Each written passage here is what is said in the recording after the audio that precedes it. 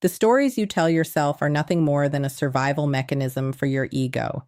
You've convinced yourself that if you just provide a little more space, offer a bit more understanding, or prove your value through more patience, she will eventually have a breakthrough and see you for who you are. You look at her silence and label it stress or a busy season, but that is a comforting lie. The cold, hard reality you are dodging is that she isn't confused. She isn't overwhelmed by her life, and she isn't waiting for a right moment to choose you. She has already made her choice, and that choice is simply that she is not into you. Every moment you spend performing mental gymnastics to justify her lack of effort is a moment of your life you are setting on fire. You already know this to be true because you feel it in the pit of your stomach every time you watch the hours stretch into silence after you send a text. You feel the heavy, awkward shift in energy the second you walk into a room, and you see it in the way she talks about a future that doesn't include you in the frame. You've been burying these instincts because facing the alternative, accepting that she doesn't want you, feels like a personal failure. But you have to realize that staying in this state of hopeful uncertainty is costing you far more than a clean rejection ever could. It is draining your focus, eroding your confidence, and making you a spectator in your own life. Accepting the truth isn't a defeat. It is the ultimate act of self-preservation. The second you stop making excuses for her disinterest is the second you stop being a backup plan. This is the moment you stop begging for a seat at a table where you aren't welcome and start reclaiming the self-respect that you've been trading away for, maybe. The pattern of disinterest is rarely a loud, dramatic exit. It is a quiet, consistent withdrawal that leaves you filling in the blanks with false hope. You need to understand that most people prefer to avoid the discomfort of a direct no, so instead they create a wall of distance and wait for you to take the hint. If you stop viewing her behavior through the lens of what you want to happen and start looking at what is actually happening, the signs become impossible to ignore. A woman who values your presence will actively participate in the connection, but a woman who is finished will simply stop contributing, leaving you to do all the heavy lifting just to keep a dying interaction on life support. The most glaring piece of evidence is the communication gap. When there is genuine attraction, conversation is effortless. She asks questions, she remembers the details you mentioned last week, and she volunteers information about her own life because she wants you to be a part of it. When she isn't interested, you are met with one-word graveyards and a total lack of curiosity. You send a thoughtful paragraph or a funny observation, and she kills the momentum with a LOL, a cool, or a thumbs-up emoji. There is no follow-up, no how about you, and no effort to bridge the silence. You aren't having a dialogue. You are conducting an interview with someone who doesn't want the job. The hardest truth to swallow is that if you stopped initiating today, the entire relationship would likely vanish. If you are the one constantly resurrecting the chat, double texting to break the silence, and carrying the entire weight of the interaction, you are no longer in a mutual connection. You are in a desperate pursuit of someone who has already checked out. You keep hoping that if you just show enough interest, she'll eventually start reciprocating, but attraction doesn't work like a negotiation. Every message you send into that void is a message to yourself that you are okay with being the only one trying, and that is a direct hit to your own value. The busy excuse is the most common smokescreen used to hide a lack of interest, and it works because it sounds plausible on the surface.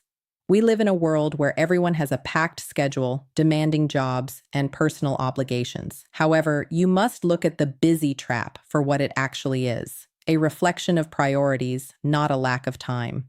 When a woman is genuinely interested in you, her busy comes with a solution. If she truly can't make it on Friday, she will immediately offer a counter proposal, something like, "I can't do Friday, but I'm free Sunday afternoon."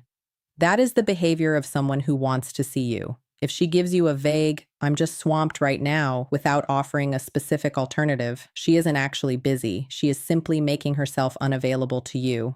This leads directly into the toxic cycle of breadcrumbing, where she drops just enough attention to keep you interested without ever having to provide a real commitment. She might like a photo, send a late-night text, or give you a maybe for next week just to keep you in her orbit. This isn't because she's unsure of her feelings. It's because she enjoys the validation that comes from knowing you are still waiting for her. By giving you these crumbs of attention, she keeps her ego fed while ensuring you stay exactly where she wants you as a backup option. She isn't figuring things out. She is keeping you on the hook while she spends her actual time and energy on the things and people she truly prioritizes. The danger of the busy trap is that it keeps you in a state of perpetual maybe, which is a psychological prison. You find yourself checking your phone constantly, clearing your weekend just in case. She reaches out and overanalyzing every tiny interaction for a sign of hope. You need to understand that maybe is almost always a no that is too polite or too cowardly to say itself. By staying in this limbo, you are essentially telling her that your time is worthless and that you are willing to wait indefinitely for her leftovers. Stop waiting for a maybe to transform into a yes.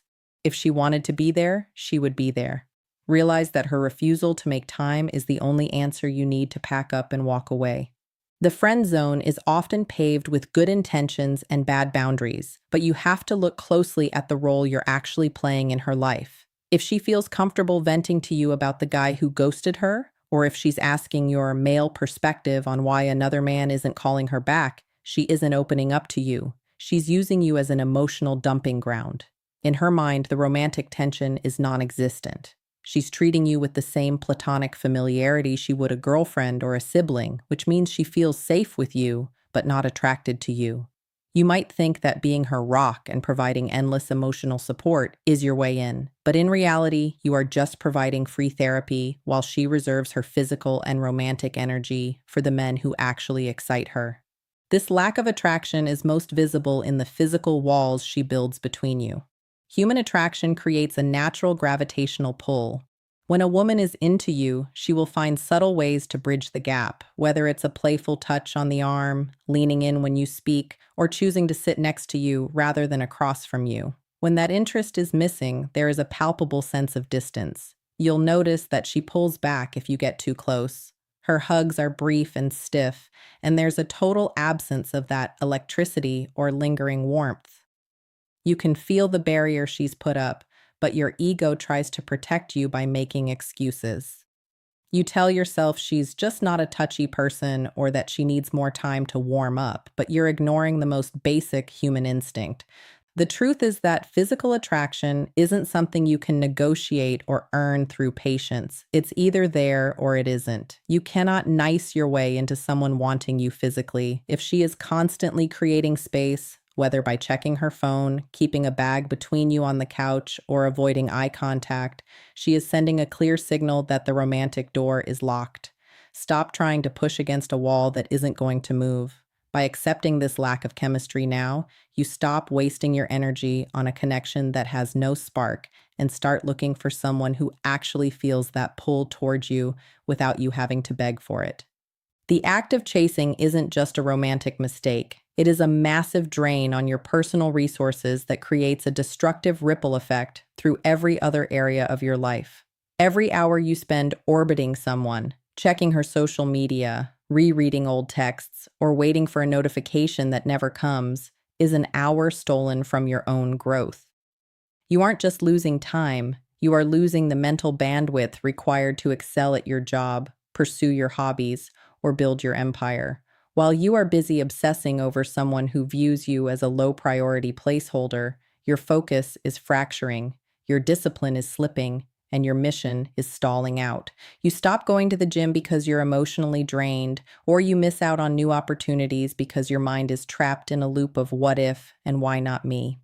The greatest irony of this situation is that the very traits that make a man genuinely magnetic, his unwavering purpose, his high standards, and his fierce self-reliance, are the exact things you sacrifice the moment you start chasing. Attraction is fueled by a man who is grounded in his own world, yet by chasing her, you are signaling that your world is empty without her. You are effectively telling her, and yourself, that your time has no value and your presence is a cheap commodity. By making her the center of your universe when you aren't even a footnote in hers, you trade away your power and replace your confidence with a desperate need for external validation. You become less of the man you were meant to be because you are trying to shrink yourself into whatever version of enough you think she wants. Ultimately, the cost of this pursuit is your own self-respect. When you chase someone who has shown you they aren't interested, you are essentially agreeing with them that you aren't worth the effort of a mutual connection. You are training yourself to accept crumbs and to be grateful for the bare minimum. This creates a dangerous precedent that will follow you into future relationships and life decisions. You have to realize that the right person isn't found at the end of a long, exhausting chase. They are found when you are moving so fast toward your own goals that only someone with equal drive can keep up with you. Stop paying the high price of your potential for a connection that isn't even for sale. Reclaiming your power starts with an immediate and total flip of the script regarding how you distribute your attention. You must stop initiating contact, not as a manipulative game or a test to see if she notices, but as a firm boundary for your own self-respect. If you have been the one carrying the weight of the interaction, silence is the only way to see the truth. If she doesn't reach out once you stop, you have your definitive answer, and while it might sting, that clarity is the greatest gift you can receive. It frees you from the prison of maybe and allows you to stop auditioning for a role that was never yours to begin with. The next step is to take every ounce of that redirected energy, the mental cycles you spent over-analyzing her texts and the emotional effort you spent trying to win her over, and pour it ruthlessly back into yourself. This is the period where you rebuild your foundation by focusing on your body, your skill sets, and your professional ambitions. You need to become a man who is so deeply invested in his own mission that he literally does not have the time or the inclination to chase anyone. When your life is defined by growth, discipline, and high-value goals, a one-sided relationship starts to look less like a challenge and more like a massive waste of your potential. True magnetism is born the moment you decide that you are no longer available for anyone who is lukewarm about you. You have to internalize the fact that you are not a backup plan, a placeholder, or a safety net for when her other options fall through. By setting a high standard for how you are treated and refusing to tolerate a lack of reciprocity, you shift your energy from needy to selective. This shift is what actually commands respect. When you stop chasing, you stop being a disposable option and start being a man who knows his worth. And that version of you is far more attractive than the one who was willing to settle for crumbs.